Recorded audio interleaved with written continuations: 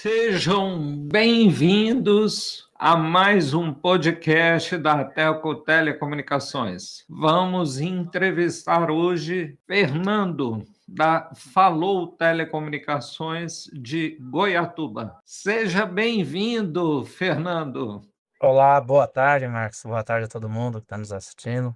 Como é que você está? Tudo na paz? Boa tarde, tudo na paz, graças a Deus. Vamos iniciar, Fernando. Fernando, primeiramente, muito obrigado pelo teu tempo, poder contar aqui um pouquinho da sua história para nós. Opa, eu que agradeço pelo convite. Me conta um pouquinho como foi o início da sua vida profissional e de que forma isso influenciou a decisão de empreender no setor de telecomunicações. Então, como diz outro, você mais que ninguém conhece a minha história bastante, né? A parceria de vários anos aí, que já tem já quase 15 anos, né? Então, desde os primórdios, da Telco era em Uber, em Minas Gerais ainda, e a Falou Telecom ainda nem pensava em existir. Comecei como técnico de vistoria na fibra que anda junto com o oleoduto da Petrobras, tomava conta do trecho Morrinhos a Brasília, né? Na época. Eu era funcionário da extinta Engie7, que agora chama Algar Tecnologia. Então lá atrás eu comecei como historiador e sempre ativo nessa área e querendo aprender. Passei para técnico de fibra ótica. Com o passar dos anos surgiu a oportunidade de a gente abrir uma terceira, né, prestação de serviço. A gente prestou serviço para grandes operadores e muitos provedores do Brasil. A gente tinha uma empresa que chamava GM Telecom. E da GM Telecom é engraçado, né, que como são as coisas quando é para ser, fica pré-determinado. Da GM Telecom a gente foi prestando serviço, apareceu um provedor em Caldas Novas, nos chamou para fazer uma obra para eles e eles nos chamaram. E na hora da gente combinar trabalho, ele falou assim: tá, e se eu te der tantos por cento da empresa para você fazer a obra, o que que você acha? E foi assim que nós entramos no mundo dos provedores, né? Nesse mundo. A gente ficou um período em sociedade, né? No decorrer dessa sociedade, a gente viu que não ia dar certo, a gente saiu do provedor novamente, mas com essa consciência que prestação de serviço não era uma coisa assim com um futuro garantido naquela época. Isso a gente está falando de pouco mais de 11 anos atrás. Foi quando a gente decidiu montar a Falou Telecom, que inicialmente chamava Facilita. Então a gente começou com a empresa lá atrás, morando em Caldas Novas na época, viemos para Goiatuba, nós somos daqui, abrimos a empresa aqui, e depois de um período a gente voltou para Goiatuba e estamos aí já completando 11 anos de empresa. 11 anos, muito tempo. O que motivou você abrir um provedor em Goiatuba? E quais foram os maiores obstáculos que enfrentou no começo? O que mais motivou a gente é que, primeiramente, eu sou muito apaixonado em infraestrutura. Então, eu via muito que eu ia prestar serviço para muitos provedores, para muitas empresas, algumas infraestrutura muito precária. Ficava pensando assim, poxa, não é possível que não tem ninguém que vai preocupar em fazer um negócio bacana, sabe? Preocupado de fato. Porque um grande diferencial nosso, que ao invés da gente fazer experiência no começo para montar o provedor, já viemos com a bagagem das grandes operadoras, com a mentalidade diferente, um pouco diferente do que estava no mercado, né? Isso mudou tudo. E um dos grandes fatores, quando a gente abriu o provedor, depois da sociedade, a gente até brinca assim, a gente tem que agradecer até as coisas ruins que nos acontecem. Clientes, né, que nós prestávamos serviço, virou para nós e falou: enquanto você estiver prestando serviço para a gente, você puder nos oferecer, nós estaremos sugando. Mas assim que acabar isso daí, a gente vai te sugar e chutar. E todo mundo vai fazer isso. Isso mexeu muito conosco. A gente ficou com a cabeça pensativa, imaginando. E não é que ele está certo? Ele não está errado? Aí a gente amadureceu a cabeça, pensou, falou assim: bom, nós estamos do lado errado da moeda. Nós precisamos mudar de lado. O começo foi muito difícil porque nós não tínhamos capital, não tinha nada. Então, assim, o que sobrou para nós? A gente tinha sociedade no provedor, sociedade numa terceira, uma empresa de prestação de serviço montar rede para outros operadores. E desse fritar dos ovos todos, pagamos todas as despesas de todo mundo, peguei mais ferramental e para trabalhar mesmo, para começar, me sobrou um terreno. O trem foi tão bacana que esse terreno, eu falei assim, se a gente vender esse terreno, se ele for vendido em uma semana, quer dizer que nós temos que montar o provedor.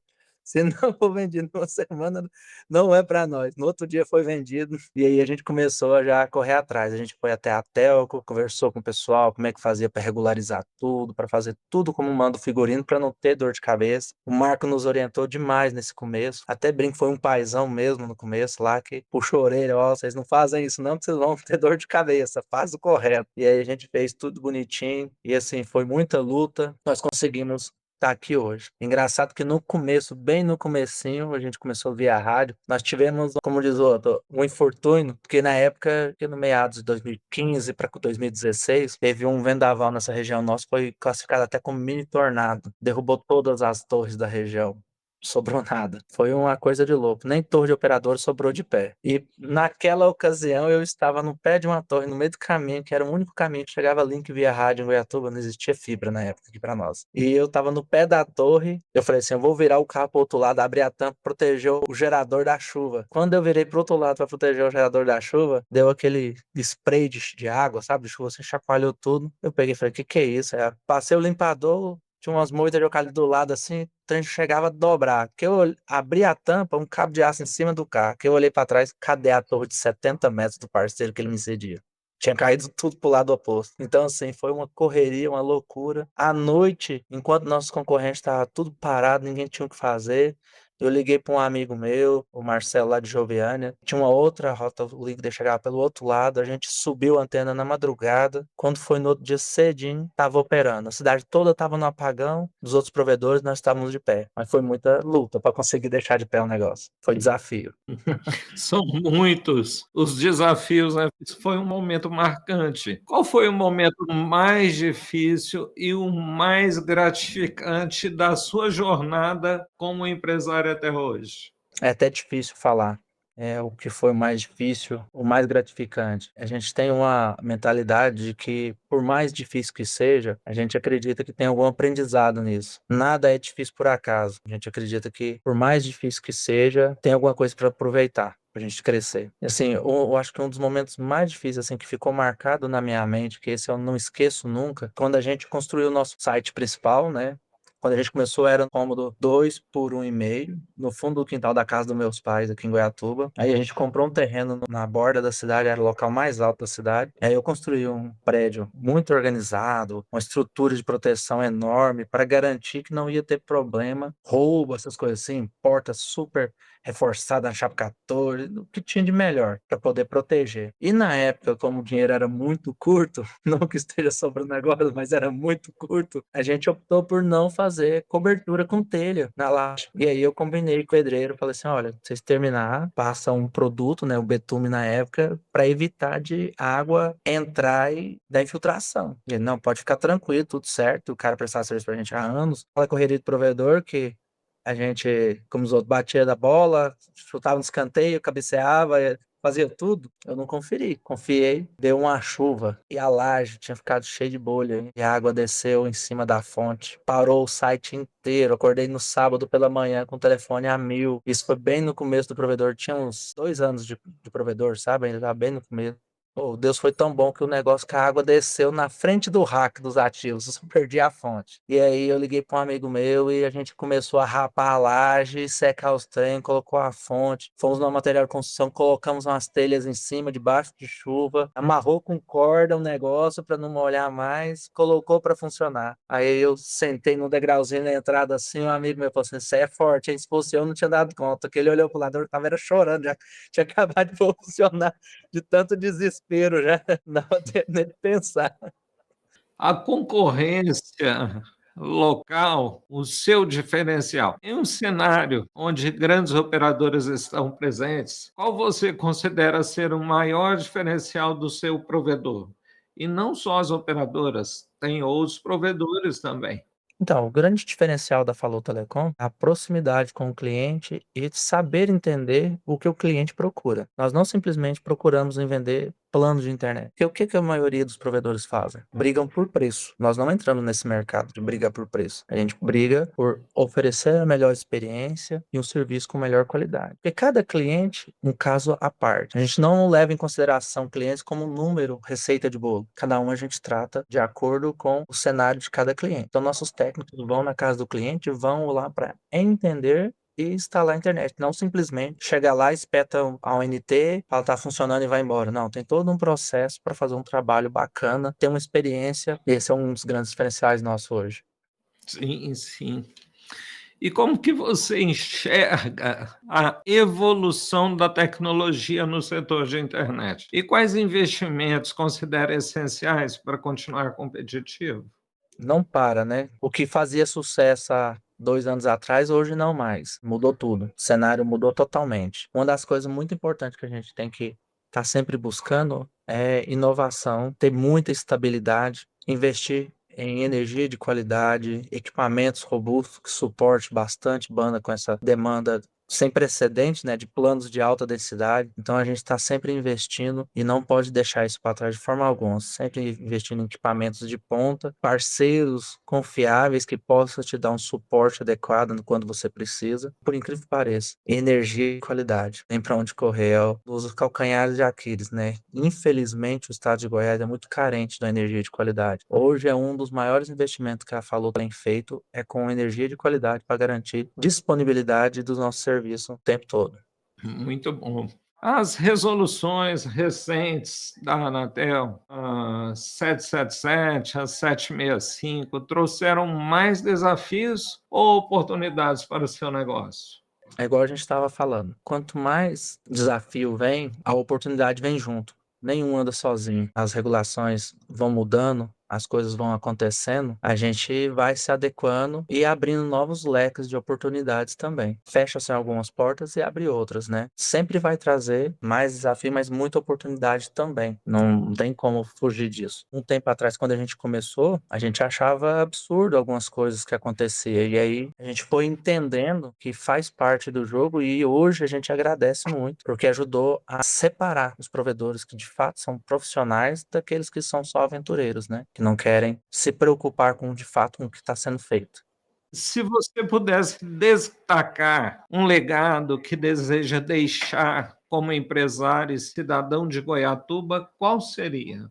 Isso é uma coisa assim que todo dia eu fico pensativo nisso, né? Que não só como cidadão goiatubense, mas para minha família também, como exemplo, né? A gente até brinca, minha esposa fica brava, você já viu várias vezes ela fica nervosa por causa disso. Eu falo que nós não somos o centro da atenção da Falou Telecom. A nossa equipe, a empresa é o foco. Como nós somos um provedor regional, tem aquela proximidade com o cliente, todo mundo tem aquele costume de dizer, olha, é o provedor do Fernando, o provedor do fulano, ciclano. Aqui a gente não preocupa com isso. A gente não põe nosso ego na frente da empresa. Então, assim, eu acho que o maior legado que a gente pode deixar é a transparência, a honestidade e a confiabilidade que a gente sempre vem trabalhando. Um trabalho sério que sempre prioriza o melhor, não só para nossos clientes, mas para nossa equipe e nossas famílias também. Nunca pensado somente no que vai ser bacana para o Fernando. É realmente uma visão inspiradora, Fernando. Vamos falar um pouquinho do futuro. Como você imagina o seu provedor e o setor de internet regional daqui 10 anos? Será que o Fernando se enxerga nesse mercado? Ou ele já preferiu vender a operação dele, passar para outro lado? É uma boa pergunta, hein? Isso acontece com uma certa frequência. Essa pergunta. Eu sou assim, até um pouco chato. A verdade, a palavra é essa. Sou muito chato com relação à organização, documentação e tudo mais. Sempre aparece alguém querendo ser sócio, comprar a empresa, fazer uma participação. Eu não vou dizer que o provedor é a minha vida, mas o provedor é uma paixão. Não o fato do provedor, mas trabalhar, lidar com gente o tempo inteiro. Coisa que tanto eu quanto a minha esposa amamos muito. Aliás, sem ela, eu acho que a gente não tinha chegado onde já chegamos, né? A gente costuma até brincar que eu sou o acelerador, ela é o freio. Nas horas que precisa para ela, freio. Que precisa acelerar, eu acelero. Nós, da Falou Telecom, temos 11 anos de mercado. Então, assim, tudo que a gente trabalhou até hoje foi para esse momento agora. Dentro desse mês agora, no início do mês, a gente inaugurou uma unidade em Bom Jesus de Goiás. Terceira loja nossa. Vai ser uma experiência nova de tudo que a gente tem feito até então sintetizado na unidade de Bom Jesus. Com base nessa experiência que teremos lá agora, vamos definir o futuro da empresa. Uma coisa eu digo, não passa no momento em nossos planos mudar de lado. A gente tem um compromisso muito sério com todos que dependem de nós. Não me vejo vendendo o provedor. Pelo contrário, eu vejo a Falou Telecom crescendo. Eu acredito muito nesse momento que está sendo vivido, que as grandes estão se aglutinando, os grandes estão comprando os pequenos. Isso é um momento muito positivo para os pequenos provedores. Porque é o momento que a gente tem de mostrar o nosso diferencial. Porque a internet hoje só é o que é por causa dos pequenos. Então a gente não pode esquecer disso. Tem que lutar para crescer de maneira sadia, sem perder a essência do pequeno, que é essa questão da proximidade, tete a tete com o cliente. Eu vejo só um futuro promissor para Falou Telecom hoje. Sim, que bom. Fico muito feliz, porque eu também vou estar fazendo parte desse time. Com certeza. Para a gente encerrar, numa frase inspiradora, para que você deixe uma mensagem para todos aqueles que nos ouvem e todos os provedores que começaram pequenos ou que ainda pretendem começar seu próprio negócio. Eu tenho até uma frase que eu achei muito bacana, que eu vou ter que pegar ela aqui, que não me recordo aqui os detalhes dela, que eu acho que é normal de todo provedor ter o seu momento difícil, né? É, como diz o outro, é a frase de cabeceira. A felicidade não é a ausência de conflitos, mas a habilidade de lidar com eles.